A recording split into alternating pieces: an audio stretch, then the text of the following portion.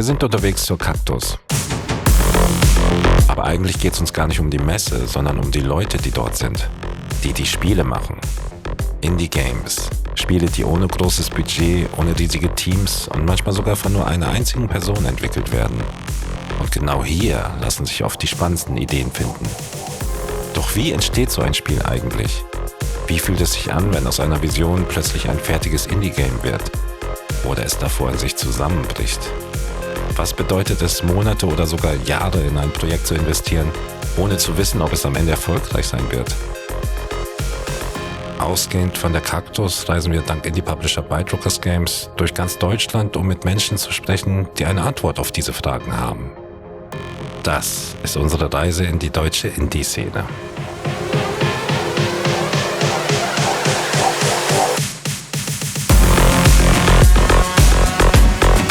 Es ist beeindruckend, wie man sich freuen kann. Es ist beeindruckend, was man alles erleben darf. Aber es ist auch beeindruckend, wie zerstört man sich manchmal fühlen kann. Einfach, wo man sagt, ich will und kann nicht mehr.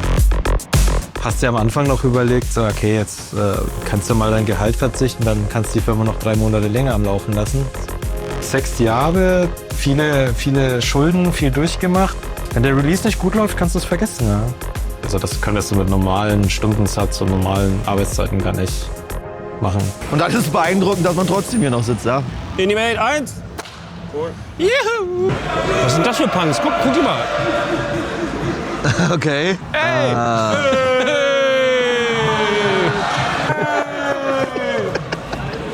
Ich hab keine Ahnung.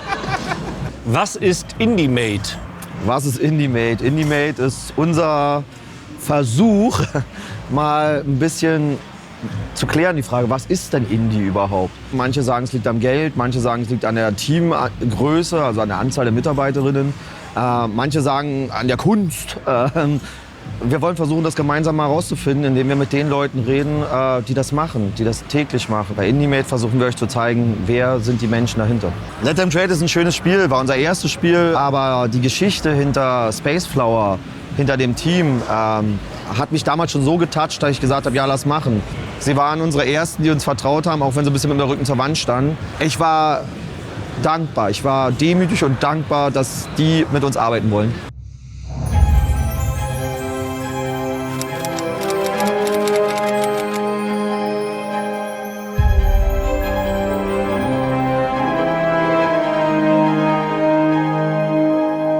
Ihr seid als Kollektiv ja eigentlich mit den Pixelmaniacs unter anderem, seid ihr hier in diese Lagerhalle gezogen. Das war eine Formstanzerei. Oh. Also es war richtig schmutzig, richtig ölig. Und da war so ein bisschen der Deal, wir müssen es renovieren. Das heißt, wir haben ja erstmal die ersten Monate damit beschäftigt, wirklich mal alles richtig zu renovieren. Tonnenweise Altschmiermittel vom Boden gekratzt. Oh nein. Das kommt übrigens immer noch durch. Oh nein. Okay, sehr gut. Ja, also es war auf jeden Fall sehr abenteuerlich. Und es hat aber auch das Gefühl gestärkt, so dass wir uns hier halt jetzt einen Raum geschaffen haben.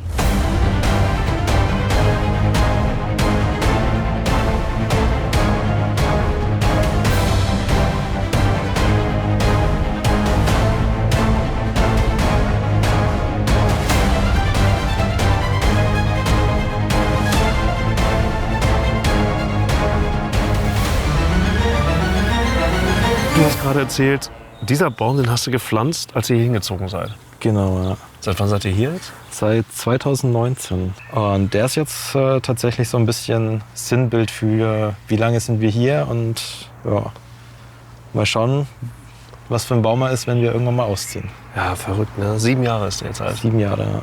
Also eins angefangen hat, dass das meine Bewerbungsmappe für die Uni war. Okay, krass. Das war ein Brettspiel. Ja. So, dann nach dem Studium haben wir gesagt, ja, jetzt Firma gründen, wir brauchen irgendein Projekt.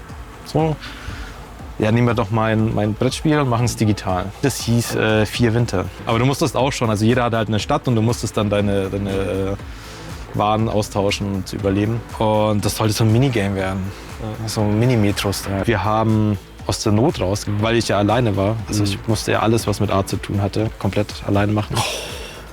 Und dann haben wir hatten halt so Blockouts gemacht, wo halt dann Häuser einfach nur ein Würfel war oder so. Und dann habe ich halt, weil es gar so dumm aussah, habe ich halt einfach mal so Holztexturen draufgezogen und dachte mir so, ja, irgendwie hat das schon was, ne? So Brettspielmäßig. Und das hat halt super viel inkludierte Animationen, ne? Alles ist animiert. Aber es hat halt super in die ganze Story gepasst und das ganze Design. Let Them Trade war in der Version, als wir sie gezeigt bekommen haben, ein Deckbilder. Und ich habe gesagt, kann ich nicht machen. Kann ich nicht machen, habe ich zu großen Respekt vor, habe ich Sorge vor, alles.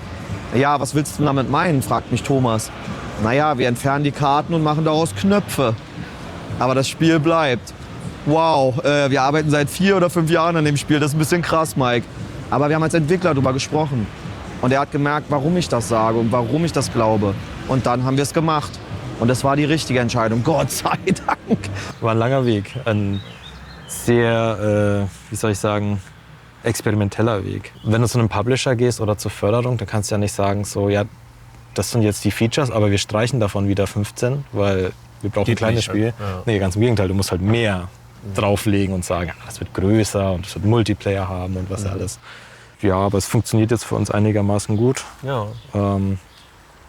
Die Reviews sind auch, also zumindest die Recent Reviews ist auch so eine Geschichte für sich.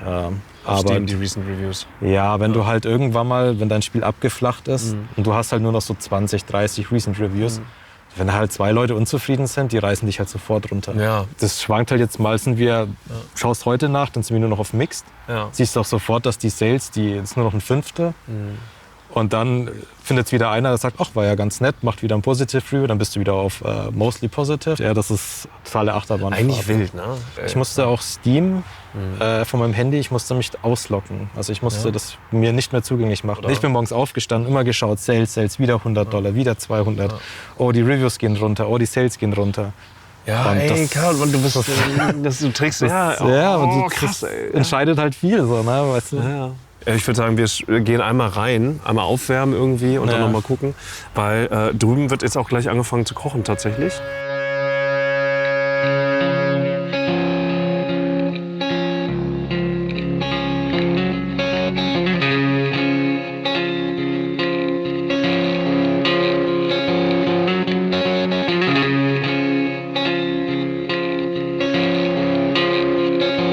Wir waren schon 2, 3 Mal an dem Punkt, wo wir gesagt haben, okay, wir brauchen jetzt Geld halt, ne? Weil irgendeine Förderung kam nicht oder irgendwas hat sich verzögert. Wir hatten vorhin einen Publisher aus Übersee und die haben uns halt dann eiskalt abserviert. Also richtig, die haben einfach die Zahlung eingestellt. Dann stehst du da mit deiner Burnrate monatlich und dann ist auf einmal kein Geld mehr da. Das war schon hart, ja. Ja, ich glaube, es war der Moment, wo du sagst, ja, ich will Spiele machen und auf einmal ist es halt ein Business, also ein knallhartes. Ja. So, der Übergang ist schneller gegangen, als mir lieb war. Hast du ja am Anfang noch überlegt, so, okay, jetzt kannst du mal dein Gehalt verzichten, dann kannst du die Firma noch 3 Monate länger am Laufen lassen. Also ich war unter 10.000 € Jahresgehalt. Oh Mann. So. Es geht ja nur, wenn du Leute hast, die hinter dir stehen. Ne? Wir haben halt super viel Zeit reingesteckt. Also das könntest du mit normalen Stundensatz und normalen Arbeitszeiten gar nicht machen. Dann haben wir einen neuen Publisher gesucht und ein halbes Jahr gebraucht oder so.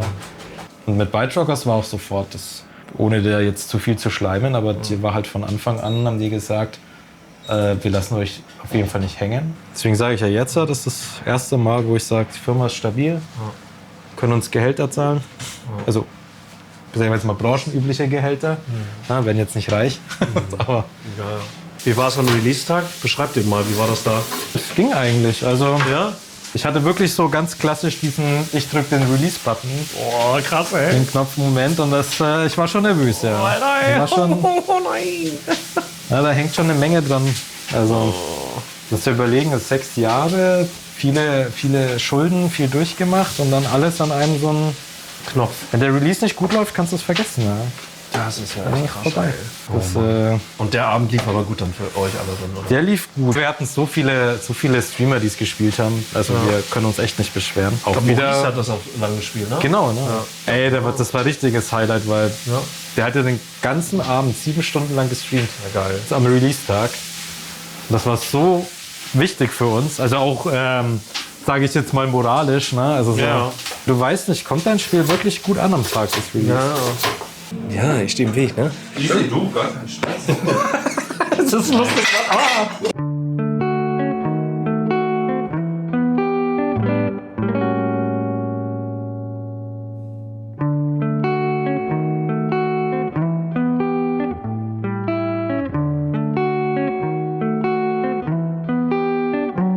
Mike hatte erzählt, ihr habt einen Trailer bekommen zu Let Them Trade, aber der hat dir nicht gefallen. Dann hast du ja in der Nacht- und Nebelaktion noch selber eingeschnitten. Ja, genau, weil der war halt super mobile. Also da waren quasi so Mobile-Geräusche drauf, ne? So diese typischen Bling, Oh je. Klickgeräusche. Und ich so, nein. Nicht unser Spiel irgendwie.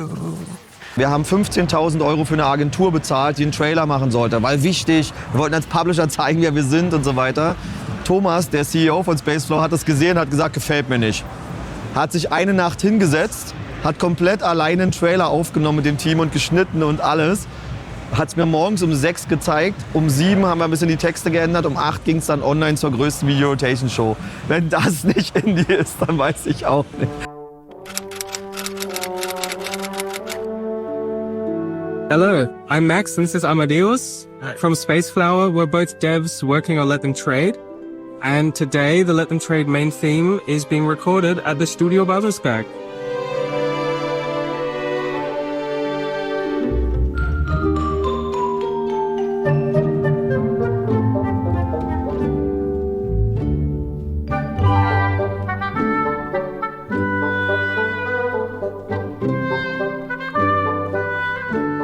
So we just finished up. We're very happy with the recording.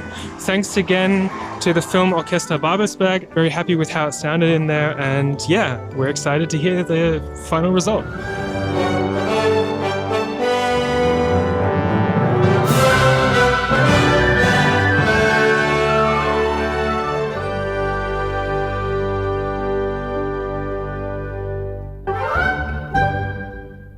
Wenn man sich einfach durchliest, eure Geschichte, dann fällt natürlich auf, FFF gefördert. Und zwar eigentlich, ich glaube, 3-mal auch gefördert. Alles, oder? genau. Konzept, Prototyp, Produktion. Das Problem bei Spielentwicklung, du gehst ja in Vorkasse. In unserem Fall jetzt halt fast 6 Jahre Mitarbeiter bezahlen. Das zahlt ja auch kein Publisher, niemand ist so risikofreudig. Und dann ist natürlich, wenn du halt sowas wie eine Förderung, die geben dir halt das Vertrauen sozusagen. Und es ist super wichtig, dass es das gibt. Ist das schon so etwas, wo ihr selber für euch sagt, so mit letztem Jahr, mit dem Release, das ist jetzt so ein Haken dran? Gibt es dieses Gefühl? Nein, nicht wirklich. Nee, also man weiß, dass es released ist und man weiß, dass man eigentlich kein Geld mehr hat, da weiter dran zu entwickeln. Ja. Oder halt, dass es darauf ankommt, ob man ob es sich lohnt. Aber wir sind auch froh, mal andere Projekte jetzt mal anfangen zu können. Einfach mal frischen Wind, vor allen Dingen die Dinge auch mal besser zu machen. Das ist ja auch so. Hat man wieder so einen Schwung, kann man wieder alles neu machen. Besser, man wird ja auch mal besser, man lernt ja auch immer mehr dazu. Das vor allen Dingen. Momentan bin ich wirklich so. Ich will eigentlich so wenig wie möglich nach außen. Ja. Du bist wie mein Bruder. Ja, Ja, du auf jeden Fall. Mir ist auch zu viel. ich bin... Mir ist auch wirklich oft einfach gerade zu viel irgendwie so weit. Ne? Also gleichzeitig denke ich mir dann aber auch, dann tut es mir dann auch irgendwie gut. Ich setze mich hier mit in der Tür. Das Gute ist, ich lasse mich gern mitreißen. Ne? Und nachdem wir telefoniert hatten, habe ich mir gedacht, naja, ich glaube, bringt das so eine positive Energie mit. Ja, das freut mich schon zu hören. Darf ich mal so fragen, irgendwie Let Them Trade, ist es für dich hast du da einen Haken drunter setzen können, auch monetär, unternehmerisch, oder? Weil schlussendlich bestenfalls, also das soll ja eigentlich noch fliegen, oder nicht? Also es wird jetzt nichts mehr Krasses passieren damit. Nee, meinst du nicht? Nee, das glaube ich nicht. Das ist aber relativ normal bei den Spielen. Du hast den Release und dann gibt natürlich noch mal das ein oder andere Projekt, wo noch mal jemand hergeht und sagt, jetzt butter ich noch mal richtig rein und da kannst du noch mal Gas geben. Aber ich glaube, Let Them Trade ist nicht das. Das wäre jetzt, wenn natürlich Let Them Trade uns zu Millionären gemacht hätte, dann hätte ich gesagt, ja komm, stecken wir weiter Arbeit rein. Der Publisher hat uns noch mal ein bisschen was draufgelegt und gesagt, mach mal noch ein paar ordentliche Updates, die wir jetzt auch in einem Zeitrahmen halt erledigt haben. So mussten wir müssen jetzt wieder ein neues Projekt machen, wir müssen schauen, wie wir uns finanzieren. Heute startet ja zum Beispiel ein Sale mit einem Update. Ja. Also es ist tatsächlich zufällig heute, wo ihr seid. Ach was, echt jetzt? Ja, haben wir aber schon alles vorbereitet. Und Geil. ich habe vorhin geschaut, wir sind heute zufällig auf Very Positive. Oh ja? Und das macht einen riesen Unterschied. Also das ist wirklich wichtig.